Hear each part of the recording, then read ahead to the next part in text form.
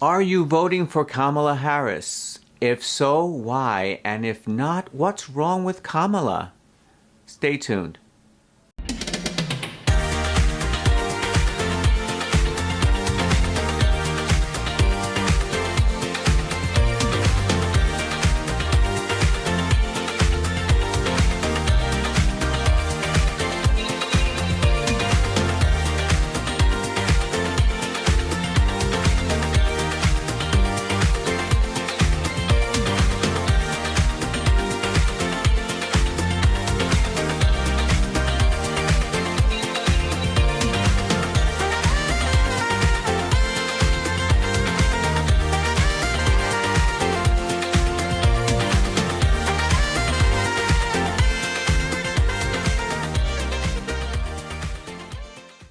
Hello, everybody. I am Adrian Christian, and this is The Conversation.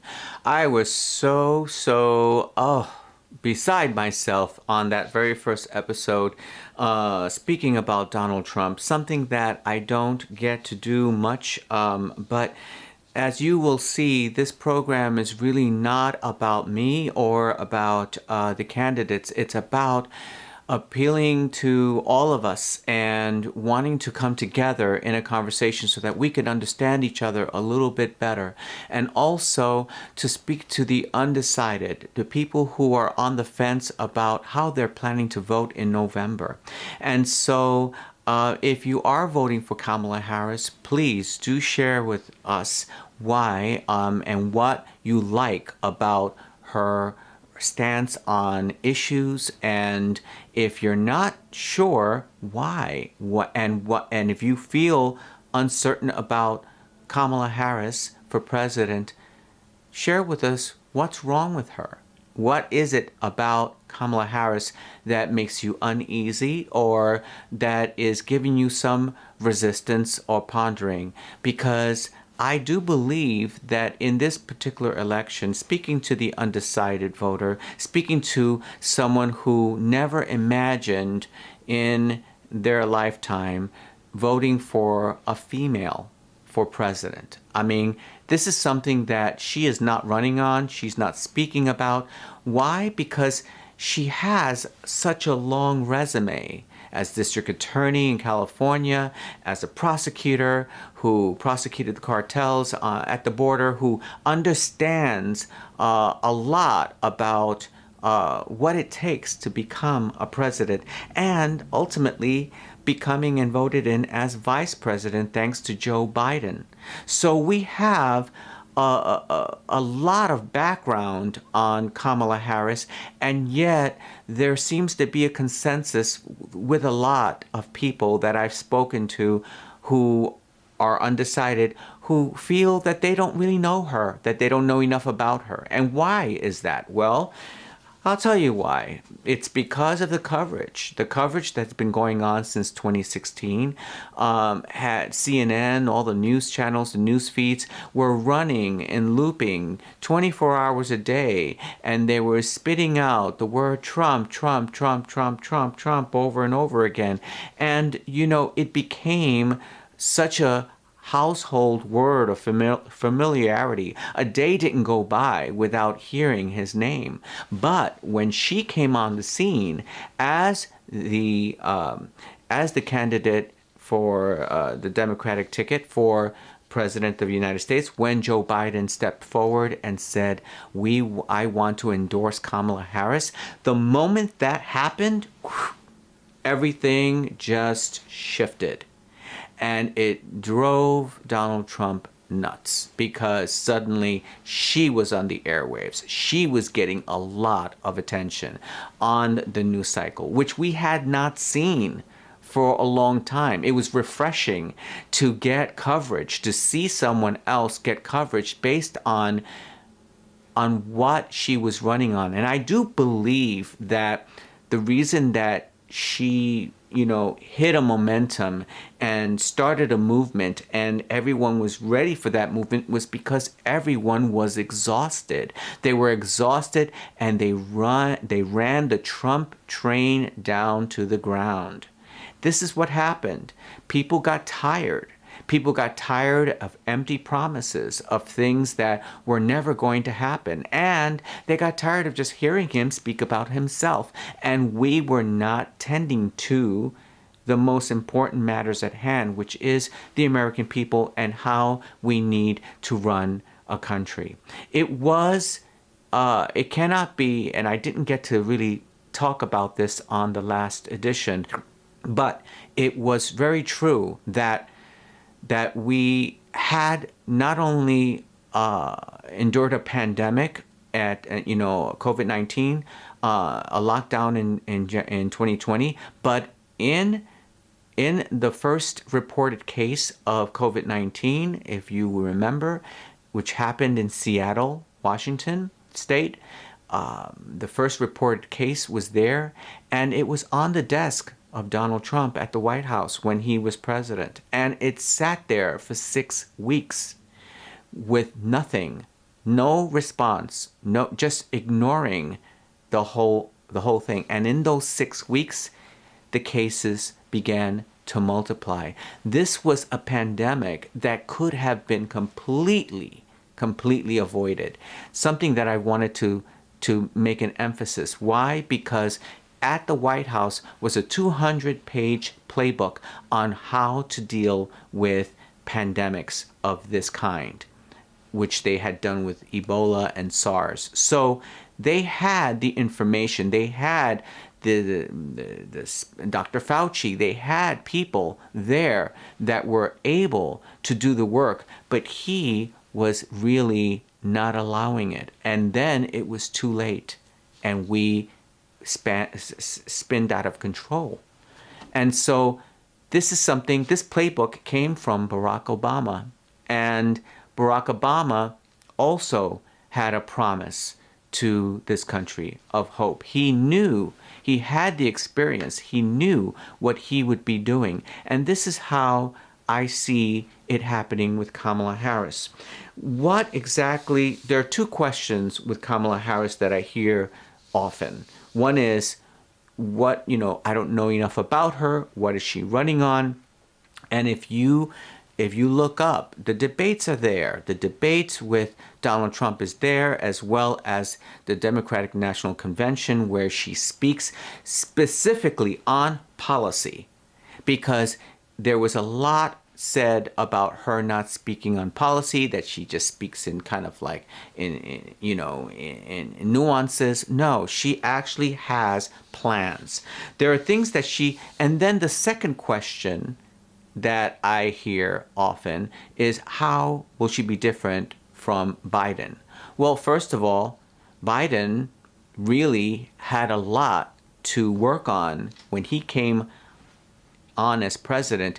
He had a lot of cleanup to do with the economy, with jobs, with infrastructure, and with also climate change and the rebuilding of this country. So there's a lot that he doesn't get press coverage for as well. And yet the question I hear is, what would she be doing differently? Well, first of all, she's in a very interesting position, right? She is still the vice president of the United States. So there's that. And she is supporting Joe Biden as the leader. And I really believe that this background will be incredibly helpful to her as president. I believe that she's even a stronger candidate today than she was in 2020.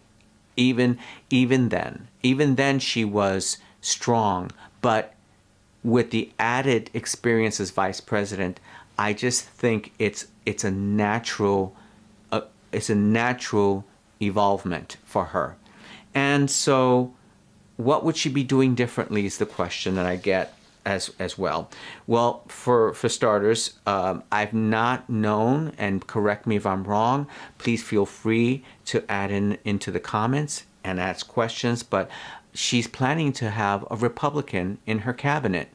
I've never, ever seen a president cross the aisle that way, where their cabinet consisted of people from both parties. And I consider that to be a step in the right direction, simply because it opens up a further understanding of how we can work together and how we can build this country together, because this country is built with Republicans and Democrats, not just Democrats and not just Republicans. So I think this is a step in the right direction. There is discussion about Medicare reform. There is discussion about small businesses getting relief, as well as first-time homeowners. There is also some discussion on education, but I will seriously put out to you that that information is already clear. It's already out there. She proposes a healthcare plan, healthcare that covers people with pre-existing conditions, Medicare to cover in-home healthcare, negotiations with pharmaceutical companies for pricing of insulin. That's already been done with the Biden administration.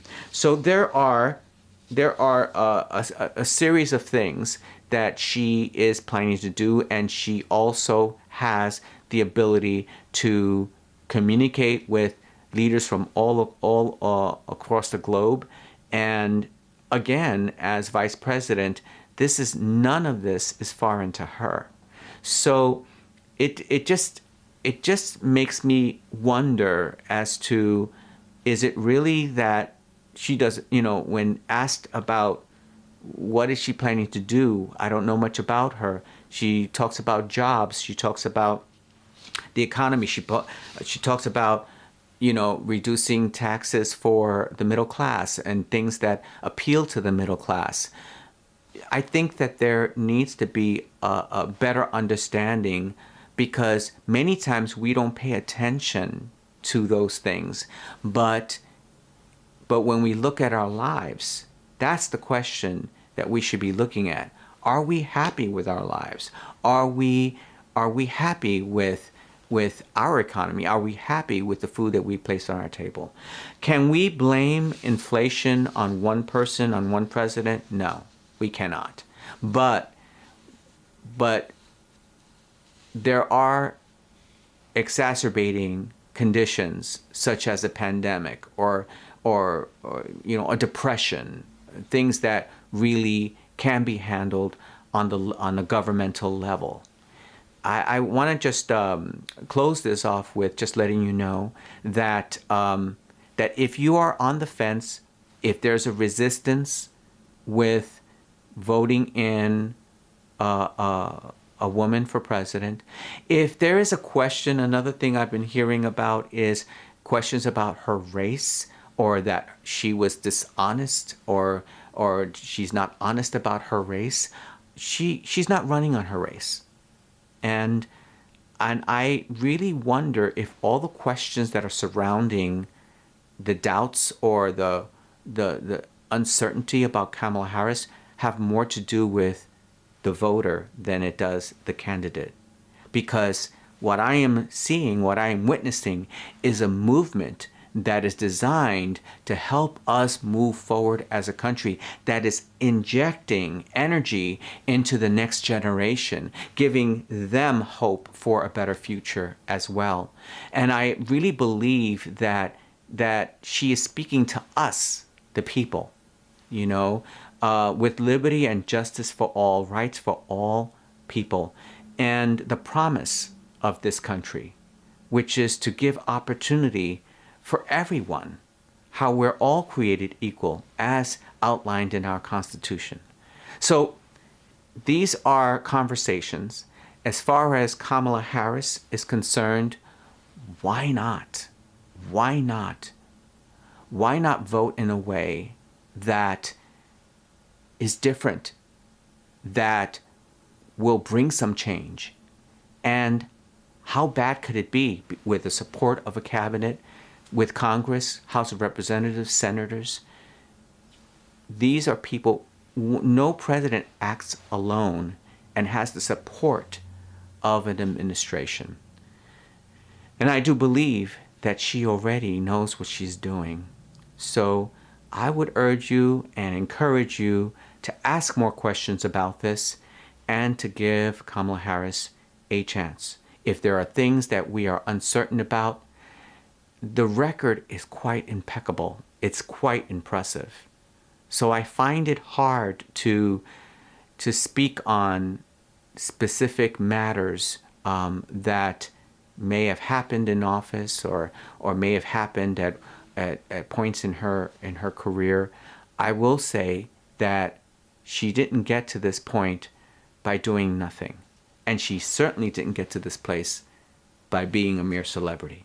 So I leave you with that, and thank you for watching this edition of The Conversation on YouTube at the Adrian Christian channel and on Facebook on The Conversation with Adrian Christian. That's all for now. Until next time, good night.